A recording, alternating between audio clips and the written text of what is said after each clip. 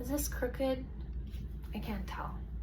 I have a bad cough, so I'm trying to review this quickly before I start coughing again. But the second book I finished this year was Under the Eyes of the Big Bird. Let me find it. I didn't really even have high hopes for this book, but then I was like, damn.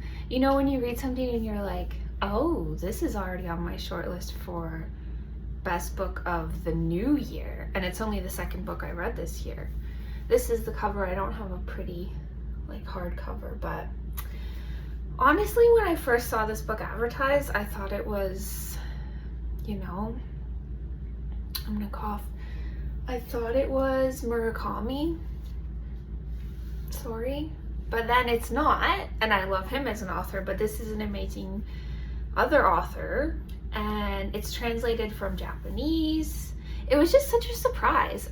I'm gonna give it like not a complete 5 out of 5, because I must say the first couple chapters I was like, I don't understand what's happening. Like they work as standalone stories, but they're interconnected in a way that in the end you're like, oh, like it really comes together.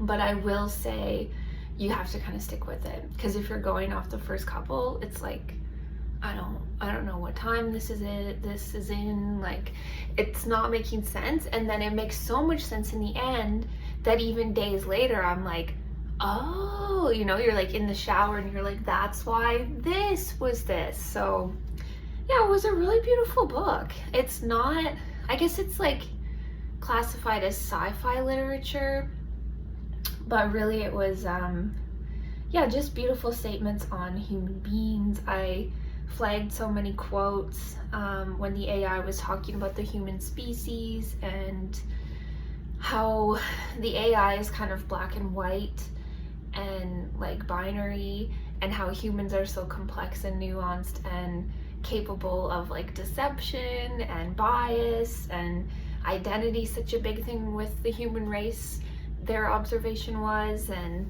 it's such an interesting perspective that you could get only from like the POV of a non-human. And yeah, it was really good. It's one of those books where I'm still thinking about it. The payoff is big at the end and really makes sense, versus those books where you're like, what did I even, you know, you just feel stupid the whole time. So I'm really glad I stuck with this one. And yeah, I do recommend Under the Eye of the Big Bird. Get it.